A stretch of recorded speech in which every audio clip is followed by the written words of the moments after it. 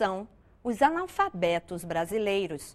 O que o governo tem feito para resolver o problema, que já na Constituição de 1988 tinha um prazo de 10 anos para ser eliminado. Vou falar do lugar de quem está também indignado, né, e extremamente desconfortável numa posição, né, de um gestor de educação de jovens e adultos que lida, que tem tentado conduzir da forma mais adequada e melhor possível um dos grandes programas de alfabetização do mundo. Eu acho que o Brasil alfabetizado hoje, ele apesar de todas as suas dificuldades, ele é uma referência mundial, né, numa perspectiva de alfabetização, e concordar com muitas das coisas que já foram ditas aqui pelos meus antecessores. A maior parte das pessoas não alfabetizadas, elas estão entre 30 e 59 anos, né? É uma faixa etária que nos preocupa muito, porque elas ainda são juntas, né? Se você colocar 30 a 40, e 40, 50, 50 a 60, a 59 anos, ainda é um número muito grande de pessoas que que estão economicamente ativas, né? Participam do processo produtivo e que não são alfabetizadas. Se você fragmentar essas faixas etárias, o maior índice de pessoas não alfabetizadas está acima dos 60 anos. Tá? Mas eu compreendo que a gente não pode descansar, né? Ou não pode negar o direito, né, de todas as pessoas a se alfabetizarem. O analfabetismo, ele tem cor. O analfabetismo, ele tem raça. O analfabetismo, ele tem condição social. E o analfabetismo, ele tem a questão geracional, que inclui pessoas que não tiveram esse acesso e não foram lhe dadas essas oportunidades. Portanto, são condições relacionadas aos direitos sociais, aos direitos econômicos, aos direitos culturais, né?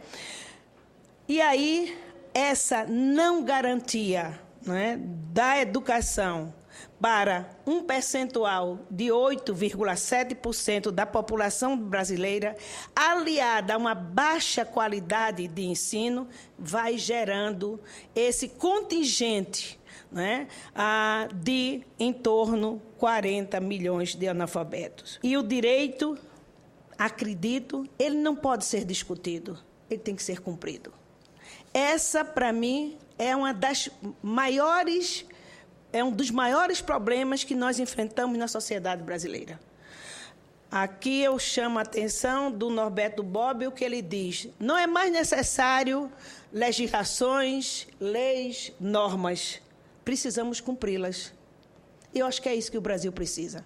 O Brasil é um dos países que mais tem avançado no conjunto das suas legislações, no conjunto das normas, pactos internacionais, pactos nacionais, diretrizes. Na educação nós temos muitas diretrizes, mas onde está o cumprimento? E eu penso que precisamos ultrapassar essa acomodação. Precisamos responsabilizar, sim, os nossos gestores, os nossos governantes, para que eles cumpram aquilo que é direito da população. Falando um pouco mais do tamanho do programa Brasil Alfabetizado, a gente já tinha colocado que ele hoje trata em torno de 1.200.000 pessoas, está em mais de 3.500 municípios, ele tem em torno de 140 mil alfabetizadores, em sua maioria alfabetizadores populares mobilizados e que atuam nos processos de alfabetização há pelo menos 3 anos, e temos um contingente de 26 mil coordenadores de turma, né? Então, formar bem essas pessoas e acompanhar o seu processo de alfabetização, ou de como se dá esse processo de alfabetização, é um desafio enorme. E é importante afirmar aqui que nós estamos nos lugares mais distantes. A maior parte das turmas do Brasil alfabetizados são nas zonas rurais. Ela atende prioritariamente as pessoas negras, indígenas, com baixíssima ou com alta vulnerabilidade social. Tá? Então,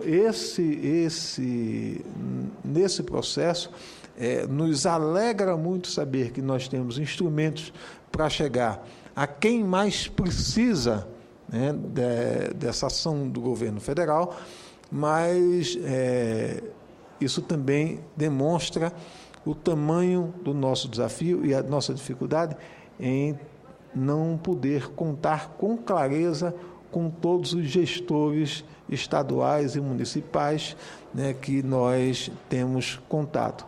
Eu acho que a responsabilidade, né, ou não está claro a responsabilidade que essas pessoas têm em garantir a cidadania, né, para os seus munícipes. Né? A gente precisa ainda organizar outros debates como esse e talvez, primeiramente, com os gestores públicos, que são os responsáveis pela construção daquela cultura mesmo que vai se estabelecer na escola e a partir dos momentos que forem construídos naquela gestão. Veja depois do intervalo. Os participantes opinam sobre quem deve ser responsável pela educação básica no Brasil. Como responsabilizar pela educação de suas crianças os municípios pobres do Brasil?